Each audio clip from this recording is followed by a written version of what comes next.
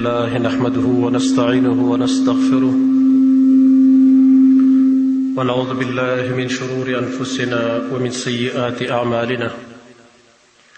من يهده الله فلا مضل له ومن يضلل فلا هادي له وأشهد أن لا إله إلا الله وحده لا شريك له وأشهد أن محمدا عبده ورسوله أما بعد فإن خير الحديث كتاب الله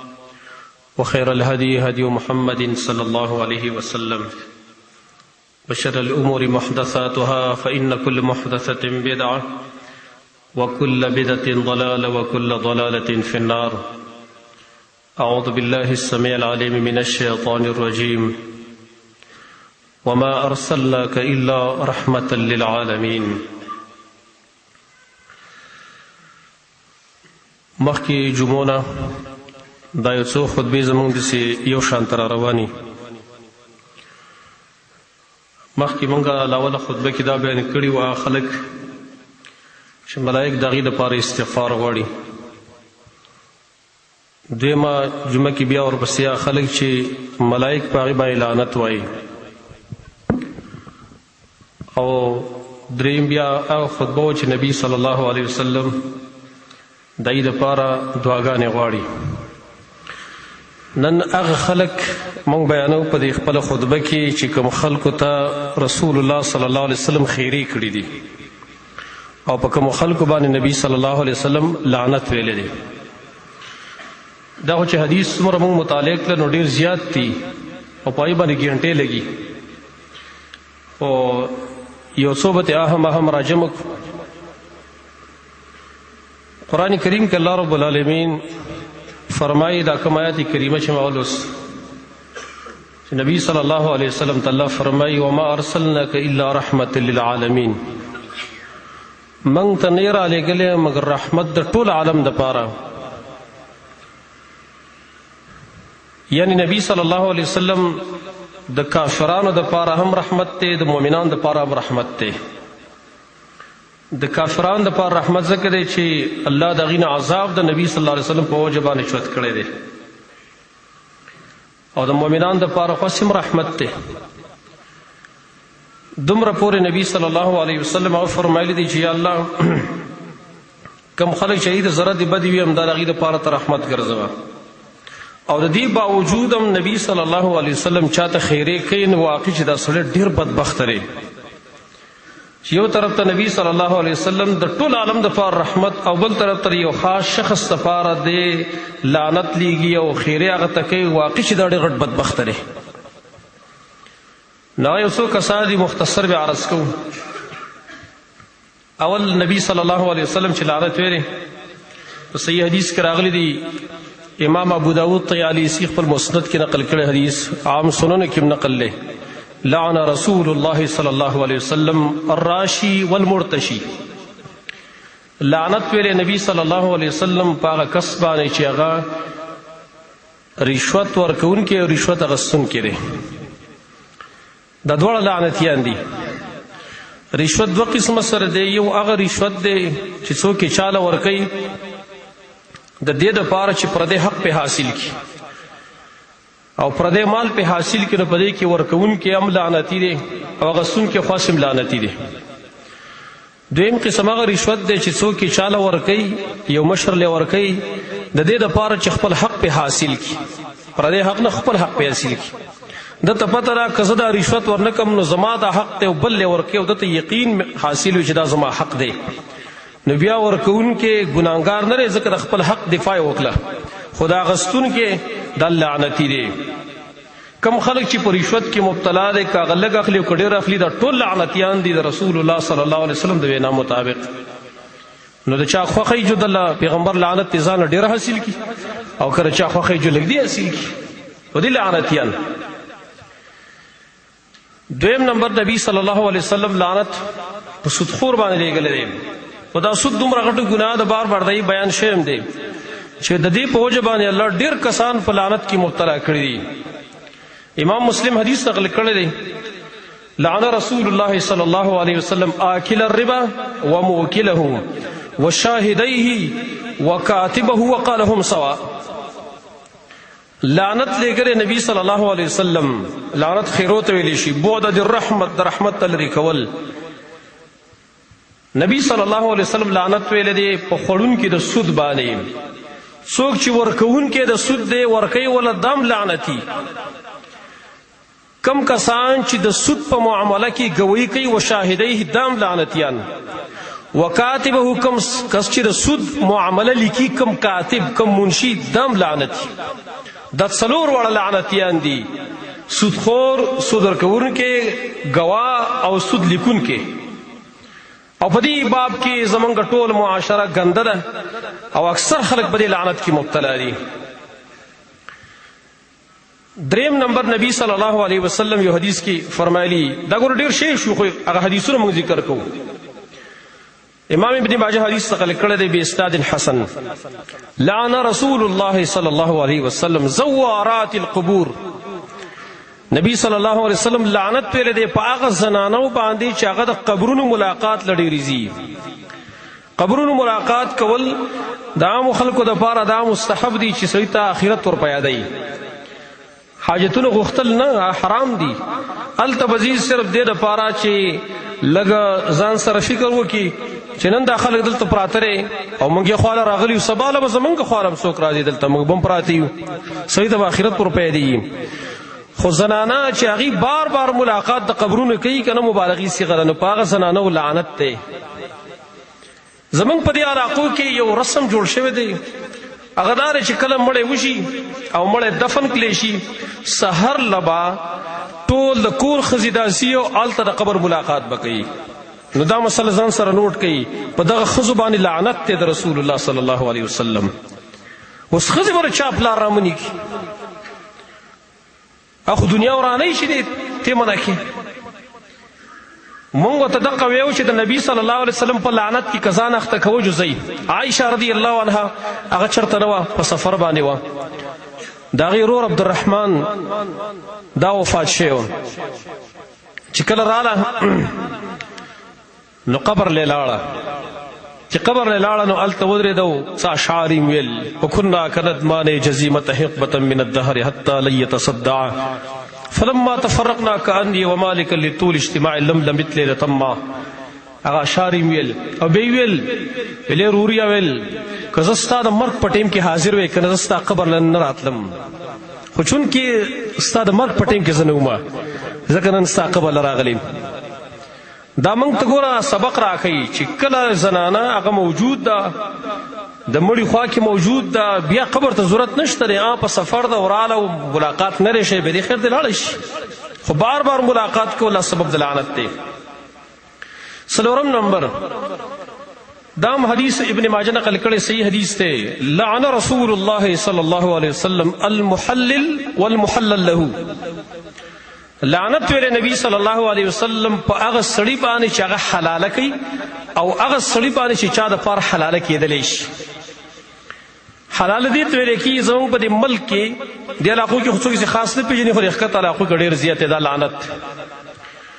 او بعضې باطل پرست مولیان د هغه راته فتوی وله ورکوي یو سړی راولېږي خپلې ښځې له 3 طلاق ورکړي نو چې ښځې له 3 طلاق ورکړلی شي چونکې د هغه نکاح د خپل خاوند سره بیا نه کېږي څو پورې چې د بل خاوند سره نکاح نه یې کړي فإن طلقها فلا تحل له من بعد حتى تنكح زوجا غیره قرآن کې الله فرمایلي که سړی راولګېد خپلې ښځې په 3 طلاق باندې طلاق ورکړو د دې خاوند دپاره دا جایز نه ده څو پورې چې بل خاوند سره نکاح نه یې کړي او هغه له په خپله خوښه طلاق نه یې ورکړي او عدت یې ختم شوی نه نو په دې ملک کې دا یو لعنت دی چې بعضې مدرسې دي بعضې ځایونه دي هلته دا فتوی مولیان خلکو له ورکوي سړی به راشي ښځې له به 3 طلاق ورکړي او ورته یاره جي دا خو ستا لپاره حلال نه نو خاوند یې خو پرېږدي نه اوس به څه کوو یاره وقتي طور باندې د یوې شپې دپاره 2 شپو دپاره به دا یو سړي ته نکاح کړو وقتي طور باندې ګوره نه عدت تېر شوی ده هیڅ نه شوي او د یوې شپې دپاره هغې ته په نکاح کې بس سبا له چې کله هغه شپه تېره کړي بېرته دې خاوند ته په نکاح کې دې ته حلاله ویلی شي نو دا کم کس چې په نکاح ورکوي دې ته محلل ویلی شي دا وله دا ښځه حلالوي که نه او دا خاوند چې دې ته محلل له ویلی شي نبی صلی الله علیه وسلم په دې دواړو لعنت لیږلی دی ولې په لعنت لیږلی دا دواړه زناکار دي د هغې وجه دا ده چې نکاح به بدرغبت وي او شرعي نکاح به وي د یوې شپې نکاح. دا خو د شیعګانو باندې دا اعتراضونه به موږ ولیکو چې شیعګان متعې کوي د میاشتې او د 2 میاشتو نکاحګانې خلکو سره کوي، بیا هغې باندې موږ ولې دغه ویو د بد ویو. دا خو غټ د شیعتوب کار خدا دی، د لعنت کار. عمر بن الخطاب رضی الله عنه ځکه فرمایلي که ما ته څوک پیښ شو چې حلالې کړې زه رجم کوم ویل، او دوی وایي خیر دی، وایي حدیث کې ورته محلل ویلی دی. دا غلط طریقه رزمارونو. نو په دې دواړو کسانو باندې نبی صلی الله علیه وسلم لعنت ویلی دی. 5 نمبر دیو صحیح حدیث کې راغلی، دا مې ابن ماجه نقل کړی باسناد صحیح. لعن رسول الله صلی الله علیه وسلم فی الخمر 10. نبی صلی الله علیه وسلم د شراب په باب کې په 10 کسانو لعنت لېږلی. 10 کسان د شراب په وجه باندې په لعنت کې مبتلا دي. عاصرها یو هغه کس چې دا شراب نه جوړوي او انګور نه جوړوي او شراب ته جوړوي. ومعتصرها او دارنګې چې چاله نه جوړېدلی شي. ومعتصرها عاصرها هغه نه جوړوونکې، ومعتصرها او بیا چې هغه پکې دوباره نورم نه جوړول دغه کوي دی، یو نه جوړوي او بل لاندې دغه کوي دا زبیخي. والمعصورة له چا د پاره چې نه جوړ کېدلی شي. وحاملها والمحمولة له چاله چې شراب وړلی کېدلی شي هغه لعنتي ده. څوک چې وړي دم لعنتي. وبائعها خرڅونکي هم لعنتي. والمبيوعة له او چا د پاره چې خرڅېدلی شي. وساقيها او څوک چې پسکي. والمستقات له څوک چې په خپل سکي، څوک بل ورکې ساقيات چې بل ورکې شراب ګیلاس کې ورته راړی، او څوک چې سکي. دا 10 کسان چې کوم دي دا لعنتیان دي. دا ګنده شی دی شراب، او دا یو ځاله مستقل موضوع ده. 6 نمبر نبی صلی الله علیه وسلم چې لعنت لېږلی په یو څو قسم زنانه یې لېږلی. لعن رسول الله صلی الله علیه وسلم الواشمات والمستوشمات والمتنمصات والمتفلجات للحسن المغيرات لخلق الله تعالی. عبدالله ابن مسعود رضی الله عنه دا حدیث بیاناو چې لعنت لېږلی نبی صلی الله علیه وسلم په هغه زنانه باندې چې خال لګوي. خال خو پیژنې تاسو، دا شونډه باندې اکثر لګوي، یا په دې زنه باندې لګوي، یا په دې تندي باندې لګوي، په دې ستنې یې وټکوي او پای کې به سوي وراړئ.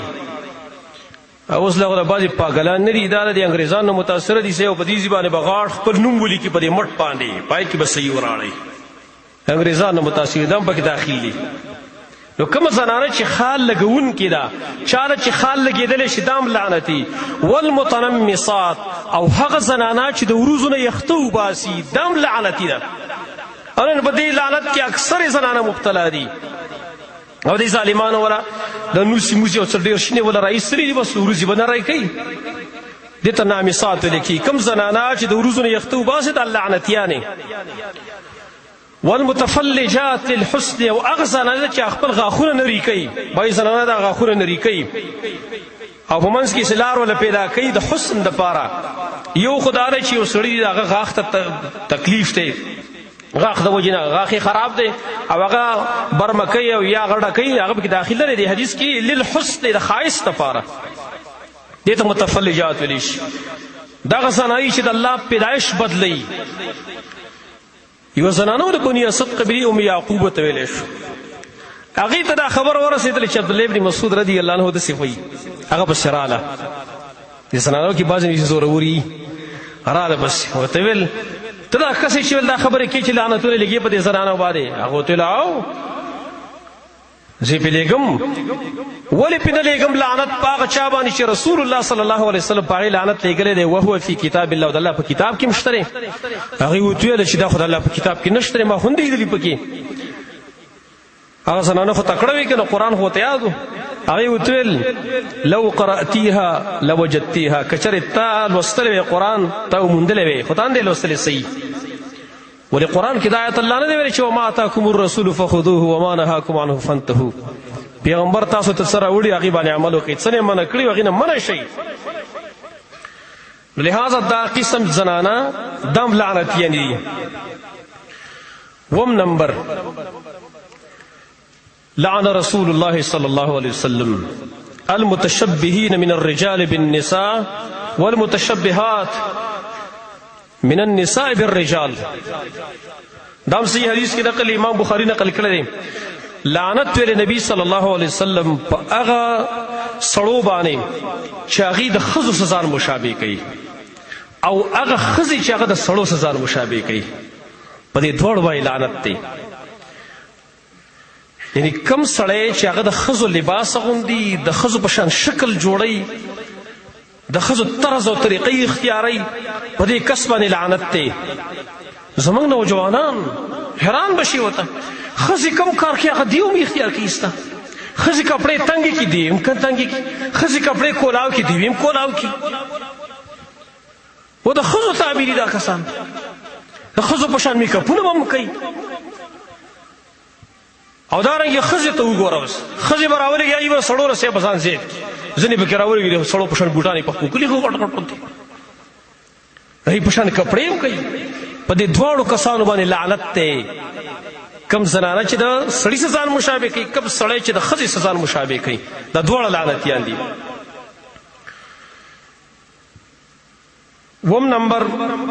اتم نمبر لعن رسول الله صلی الله علیه وسلم اربعا. علی بن ابی طالب رضی اللہ عنہ پر روایت کرا دی لعنت ویلے دے نبی صلی اللہ علیہ وسلم په څلورو کسانو باندې. یو حدیث کې راځي او بیا پای کې دا دی چې نبی صلی الله علیه وسلم لعنت ویلې دی او بیا هغه نسبت الله ته هم کړی دی چې لعن الله من لعن والدیه. الله لعنت کړی دی په هغه چا باندې چې کوم کس مور و پلار ته خیرې کوي. خیرې ورته کوي مور و پلار ته، په دې سړي لعنت دی. دا خو لا خیري دي چې کنځلې ورته څوک کوي هغه به څه شي. دا سړی لعنتي دی چې کوم مور و پلار ته خیرې کوي، مور و پلار ته ردي بدې وایي. دویم لعن الله من ذبح لغیر الله. هغه سړی لعنتي دی، لعنت پې کړی الله چې کوم سړی د غیر الله په نوم باندې ذبحه کوي. او د غیر الله په نوم باندې څه شی حلالوي، په دربارونو کې څه به لګیایي، څوک به څاروي حلالوي، څوک به یو شی نظر کوي د غیر الله په، څوک بل شی. دا ټول لعنتیان دي. دریم نمبر لعن الله من آوى محدثا. الله لعنت کړی په هغه کس باندې چې بدعتي له ځای ورکوي، د بدعتي سپورټ کوي، د بدعتي معاونت تعاون کوي، دغه په شا ولاړی، شا وله مضبوطوي. ډېر خلک زموږ مسلمانان وروڼه په دې مسلو نه پوهېږي چې د اهل بدعو د هغې ملګرتیا کول، د هغې سره ناسته پاسته کول، د هغې له ځای ورکول، دا خو سبب د لعنت دی. دی یو پې کلک شي هلته، یاره چې دا نوی خلک راغلی دی او دوی زموږ د پلار نیکه طریقه خرابه کړه، اصل خلک خو دا دی خبر ترې چې چقړ بدعتي هغه کلک بدعتي به هغه د الله او د رسول خلاف به کوي. او په دې بانه باندې یاره چې دا نوی خلک راوتی دی، اوس ګور قرآن نه موږ منع کوي، کله وایي خیرات نه موږ منع کوي، وایي هلکه زما څه کار چې د قرآن یې منع کوم، خو د هغه طریقې نه دې منع کوم چې کوم طریقه زما د نبي نه ده. زه به ستا خیر خواهی راغستی یم، ستا خیر به لټومه، زما څه کار دی که ته وکې او که ونه کې، ما ته څه فایده میلاویږي، زه خپله ذمه وفارغم. یو کار زما نبي نه دی کړی، زمونږ صحابه نه دی کړی، نو زه کوم کوجایم چې زه په دین کې نوي کارونه ایجاد کوم. امام مالک رحمه الله به ځکه فرمایل که نه من ابتدع فی الاسلام بدعة یراها حسنة فقد زعم ان الرسول خان الرساله. چا چې په اسلام کې یو نوی کار ایجاد کو او دې دا خیال کړي چې دی ښه کار دی، وایي دې سړي خیال دا وکړو چې رسول الله صلی الله علیه وسلم چېرته په رسالت کې خیانت کړی، موږ ته دین پورن دی بیان کړی، دې سړي خیال دا دی. نو هغه سړی لعنتي دی چې کوم سړی بدعتي له ځای ورکوي. بل ولعن الله من غیر منار الارض. هغه سړی لعنتي دی چې د ځمکې نښې بدلوي. ځمکې نښې بدلول دو معناګانې محدثین او شارحین د حدیث کوي. اوله معنا چې هغه مشهوره ده او راجح ده هغه دا ده کم کس چې هغه په بریدونو کې ګوتې وایي، منال الارض مراد داره حدود کې ګوتې وایي، زما او ستا ځمکې حد دی او زه رالږم ستا دا حد وامه د برید وامه، دا سړی لعنتي دی. ته د ځمکې علامه د ځمکې نښه بدلې، منار ویل کېږي علامې د ځمکې ته، نو په دې حدودو کې علامه یې که نه پوله ولګولی شي یا ګټه کېښودلی شي، دا ستا حد دا زما حد. نو کوم سړی چې په بریدونو کې ګوتې وایي دا سړی لعنتي دی. زه حیران دا یم چې په دې برید کې دا کوم سړی ګوتې وایي که نه، ته به څومره دانې په دغه ځای کې میلاو شي، 2 منه 3 منه خروار زیات ته زیات که تراونی خو یو لیش زیب راونی سی برید کې نو د لیش زی څه شی دی دغه غنم به څه شی او دغه جوار به څه شی چې ته د پیغمبر د لعنت ځان مستحق کې د الله د لعنت په ځان مستحق کې. او دیو معنا محدثین دام کړی دا چې بدی کې علامه د مسافرو د پاره چې کوم د لارې علامه مقرر کړی شوی چې دې طرف ته دا لار تللی دې طرف ته دا لار تللی دا نخي بدلی څوک دا سړی لعنتی دی ولی مسلمانانو ته ضرر ورکوي. دواړه معناګانې په دې کې داخل دي. نهم نمبر اخری حدیث امام طحاوی نقل کړی دی امام بخاری نقل کړی الفاظ لږ بدل دي. لعن رسول الله صلی الله علیه وسلم المصور. حدیث بخاری کې راغلی دی لعن المصورین. لعنت پر نبی صلی الله علیه وسلم په چا باندې چې څوک تصویرانو باسي تصویر ایستون کې او هغه کسان چې تصویرونه ایستون کې دي په دې باندې محمد رسول الله صلی الله علیه وسلم لعنت پیړی دی. صدا افسوس چې نن په دې لعنت کې زموږ څومره خلک مبتلا دي. صدا افسوس چې زمونږ مسلمانان کم چې دیندار طبقه ځان ته وایي په دې لعنت کې څومره مبتلا دي. نن د تصویر ګناه خلکو ته نه ښکاره کیږي. نن نیکان خلک هم پای کې مبتلا شول. نن پکې علما هم مبتلا شول. غټ غټ خلک هم په دې کې مبتلا شول. خدا قانون دی چې کم ګناه عامه شي نو هغه ګناه به خلک ګناه نه شماري. او موږ تعجب کوو چې یو طرف ته موږ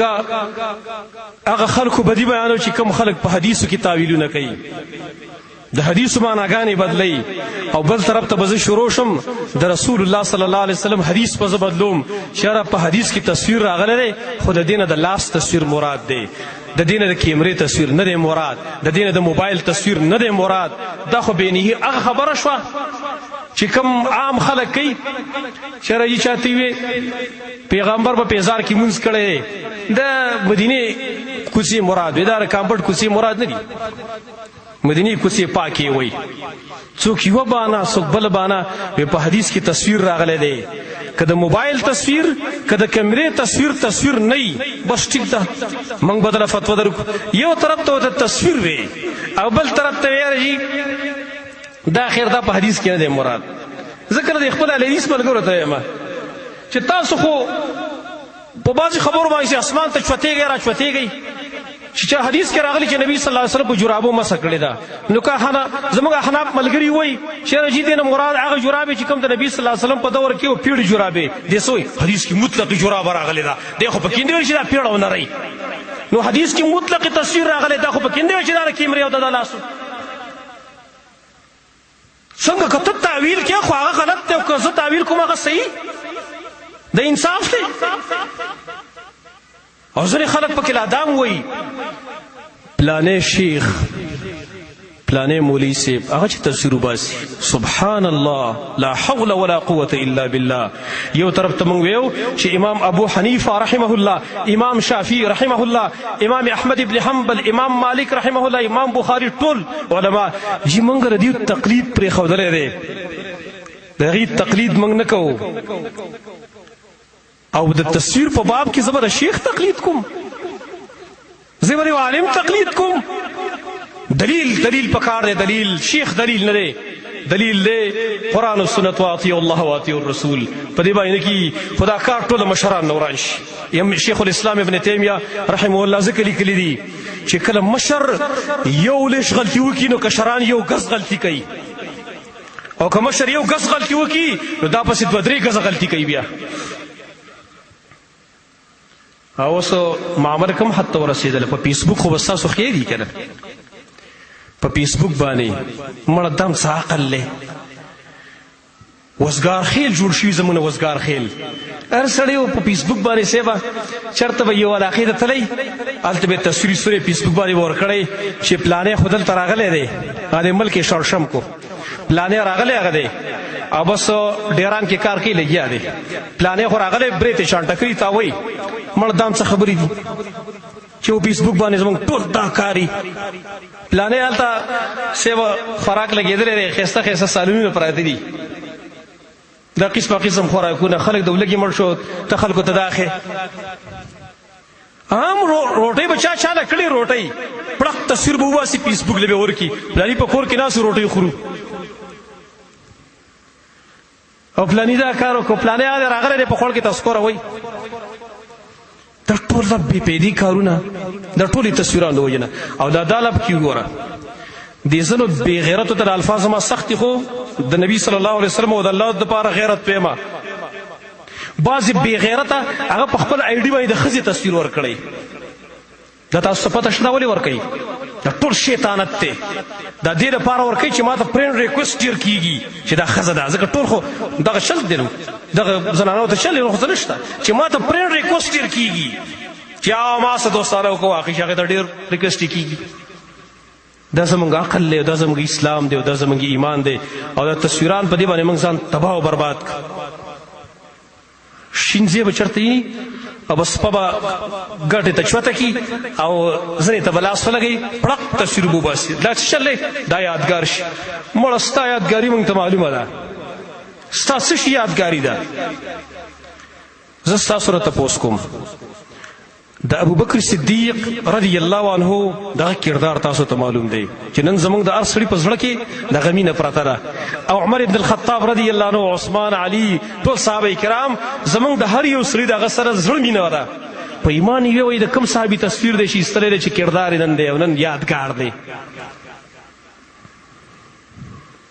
د کوم صحابي تصویر دی راته وښیې وایي که نه